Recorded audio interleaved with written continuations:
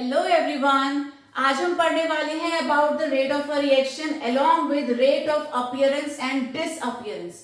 Important topic है, so let us begin. एक general reaction हमने यहाँ पे लिखी है where reactants are converting to products. तो आपको ध्यान देना है कि जो रिएक्टेंट्स हैं वो हम स्टार्टिंग में लेकर के चलते हैं, विद टाइम वो खर्च होते हैं, कम होते जाते हैं, देयरफॉर हमने यहाँ लिख दिया डिसअपीयर।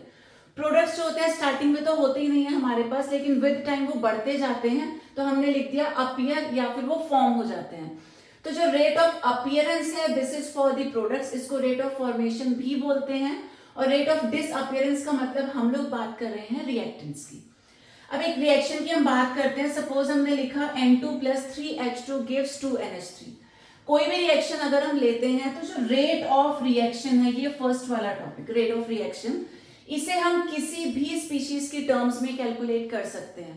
बस ध्यान रखना है कि जब हम रिएक्टेंट्स की बात करेंगे तो एक नेगेटिव साइन हमको लगाना पड़ेगा, बिकॉज रिएक्टेंट्स की कंसेंट्रेशन कम होती है, और जो प्रोडक्ट है इसके लिए आ जाएगा पॉजिटिव साइन। अब अगर हम नाइट्रोजन की टर्म्स में बात करते हैं तो इसका चेंज ऑफ कंसेंट्रेशन होगा delta into concentration of N2, with time हो गया डेल्टा टी। हाइड्रोजन के लिए हो जाएगा delta H2 upon delta T, और अमोनिया के लिए होगा change in concentration upon time. अभी हम इन तीनों को इक्वेट नहीं कर सकते, बिकॉज यहाँ पे तीनों के नंबर ऑफ मोल्स अलग अलग हैं।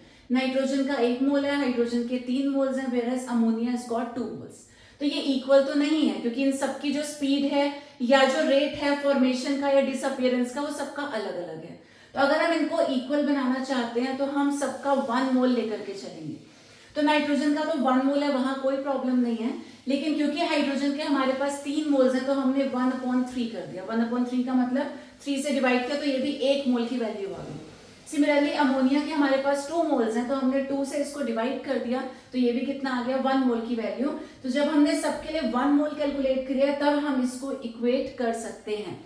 तो रेट ऑफ रिएक्शन किसी भी स्पीशीज यानी कि किसी भी रिएक्टेंट या प्रोडक्ट की टर्म्स में कैलकुलेट किया जा सकता है। बस यू नीड टू रिमेंबर कि सबके जो नंबर ऑफ मोल्स हैं वो आपको 1 कंसिडर करने हैं। तो जितने भी ये मोल्स या स्टोइकोमेट्रिक कोफिशिएंट्स गिवन है उससे आप लोग डिवाइड कर देंगे।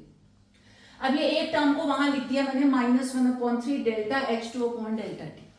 यहां आपको ध्यान रखना है कि ये वाला जो पार्ट है delta H2 upon delta T, बिना किसी स्टोइकोमेट्रिक कोफिशिएंट के, बिना किसी नंबर के या बिना नंबर ऑफ मोल्स के, ये वाला जो पार्ट है इसको हम बोलेंगे रेट ऑफ डिसअपीयरेंस। हम हाइड्रोजन की बात कर रहे हैं, हाइड्रोजन रिएक्टेंट है, रिएक्टेंट्स हमेशा डिसअपीयर होते हैं, तो इसलिए हमने यहाँ पे लिखा रेट ऑफ डिसअपीयरेंस। लेकिन ये जो पूरी टर्म है जो बैलेंस्ड इक्वेशन से हमको मिली थी स्टोइकोमेट्रिक कोफिशिएंट से डिवाइड करके, या ऐसा कह लो नंबर को इन्वॉल्व करके जो पूरी टर्म है, इसको हम बोलते हैं रेट ऑफ रिएक्शन।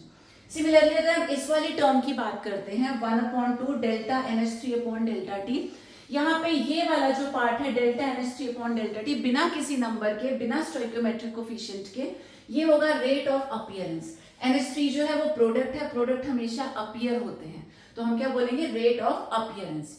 लेकिन अगर पूरी टर्म की हम बात करते हैं along with the stoichiometric coefficient, जिससे हमने डिवाइड कर दिया है, तब इसको बोलेंगे रेट ऑफ रिएक्शन। तो ये डिफरेंस आपको ध्यान रखना है। तो जो भी इक्वेशन गिवन है उस इक्वेशन से सेपरेटली हम हर एक की टर्म्स में रेट निकालेंगे, लेकिन वो इक्वल तब होगा जब हम 1 मोल के लिए कैलकुलेट करेंगे। तो क्या करना है, जो भी इनके नंबर ऑफ मोल्स हैं उससे हमको डिवाइड कर देना है। रिएक्टेंट्स के साथ नेगेटिव साइन यूज करना है, लेकिन प्रोडक्ट्स कैसे रहेंगे, दे विल बी पॉजिटिव। तो ये तो हमने बैलेंस्ड इक्वेशन से क्या कैलकुलेट किया, रेट ऑफ रिएक्शन, हर एक के टर्म्स में हमने निकाल लिया। उसके बाद क्वेश्चन जनरली ये पूछा जाता है rate of appearance and disappearance. तो यू नीड टू रिमेंबर कि अगर आपसे पूछा जाए H2 का रेट ऑफ डिसअपीयरेंस क्या है, तो हमें सिर्फ इतना पार्ट लेना है बिना इसके। अगर पूछा जाए rate of appearance of NH3 या rate of formation of NH3, तो हमें सिर्फ इतना पार्ट लेना है बिना 1/2 के।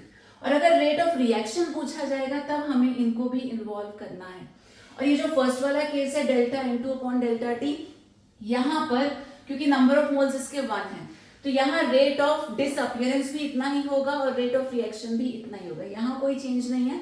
बट इन दो टर्म्स में ये जो सर्कल वाला पार्ट है ये हो जाएगा रेट ऑफ अपीयरेंस या डिसअपीयरेंस, और ये जो पूरी टर्म है अलोंग विद द नंबर, ये हो जाएगी rate of reaction. So let us solve a question now.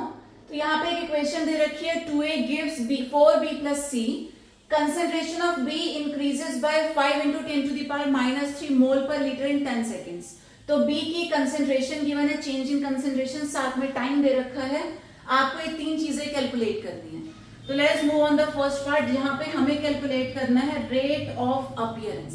किसका कैलकुलेट करना है? तो जो बी वाली स्पीशीज है ये, इसका रेट ऑफ अपीयरेंस कैलकुलेट करना है।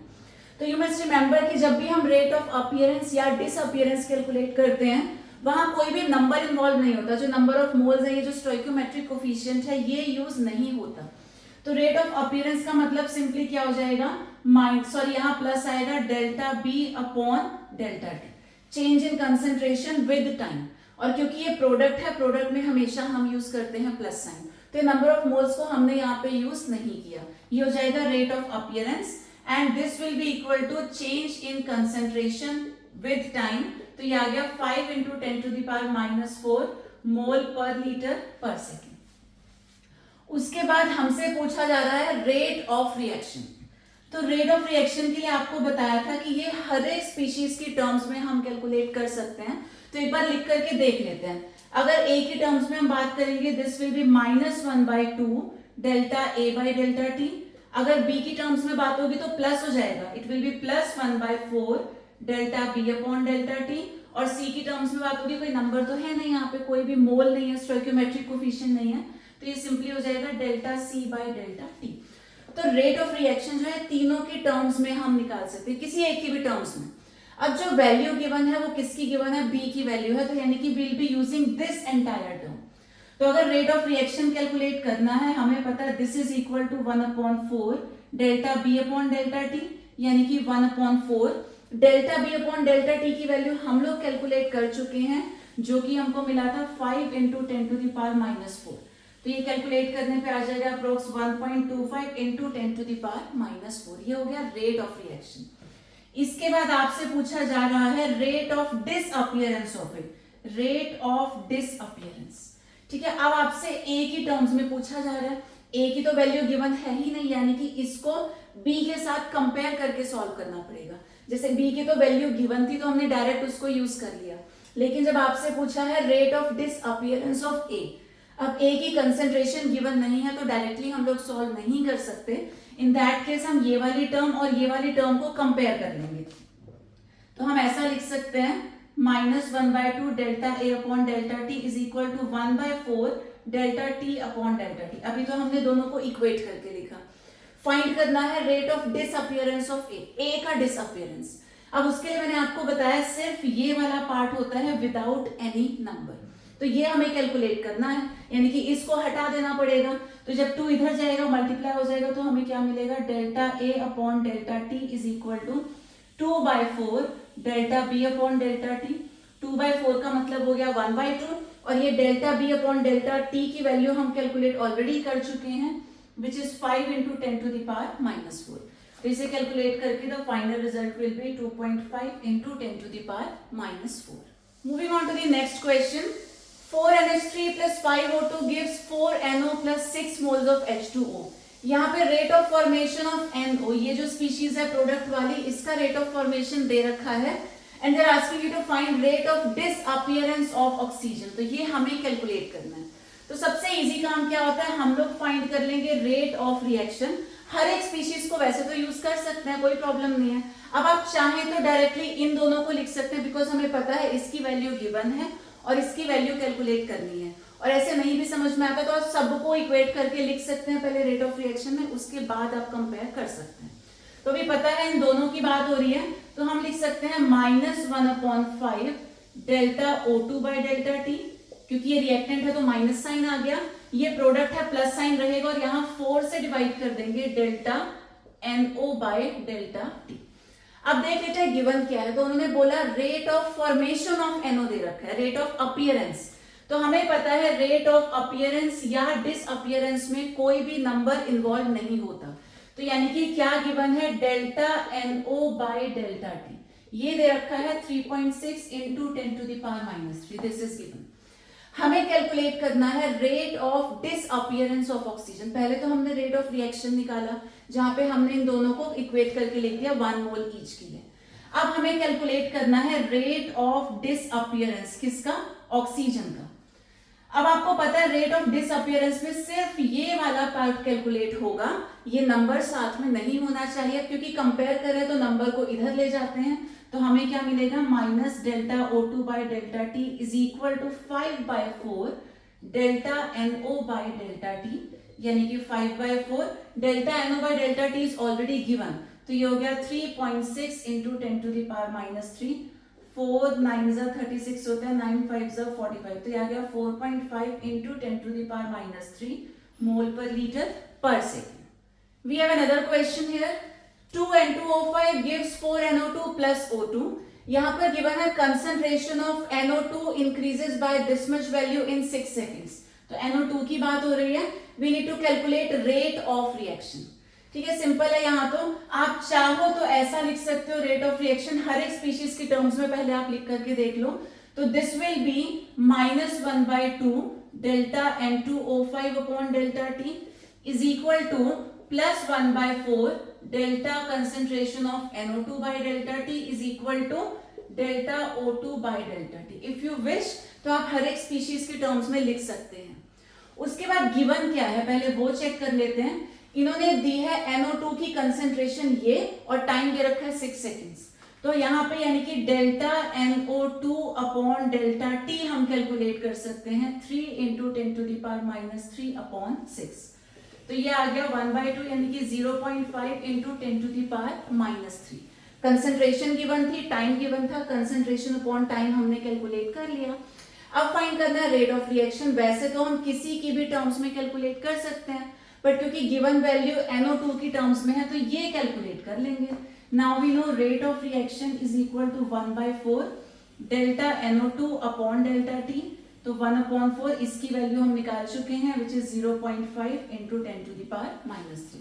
तो इसे कैलकुलेट करके हमको मिल जाएगा rate of reaction. Now the next question, 3I negative plus S2O8 2 negative gives I3 negative plus 2SO4 2 negative।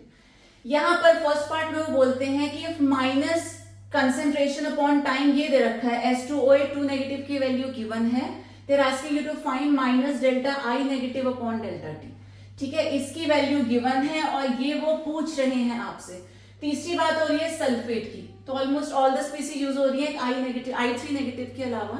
तो हम एक काम करते हैं, पहले रेट ऑफ रिएक्शन हर एक की टर्म्स में लिख लेते हैं so that our job becomes easier.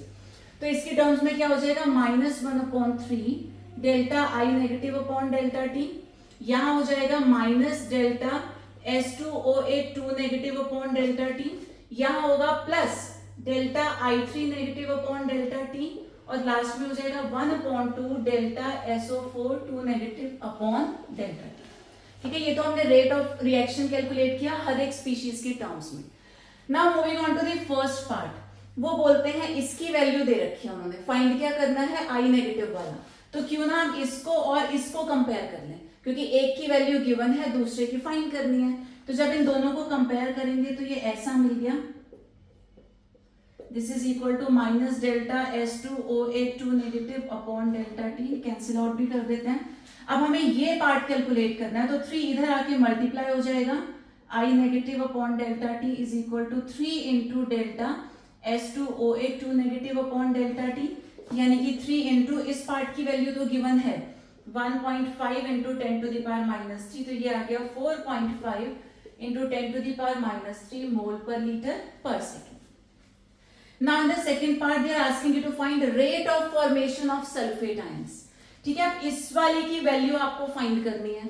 अब सल्फेट की कंसेंट्रेशन तो गिवन नहीं है, यानी कि इसको यहां कंपेयर कर लेते हैं, क्योंकि दिस वैल्यू इज गिवन, तो दोनों को इक्वेट कर लेते हैं। क्या मिलेगा? Minus delta S2O8 2 negative upon delta T is equal to 1/2 delta SO4 2 negative upon delta T. Find करना है rate of formation. Rate of formation में सिर्फ ये वाला पार्ट हम फाइंड करेंगे, कोई भी नंबर साथ में नहीं होना चाहिए। तो ये कितना आ जाएगा?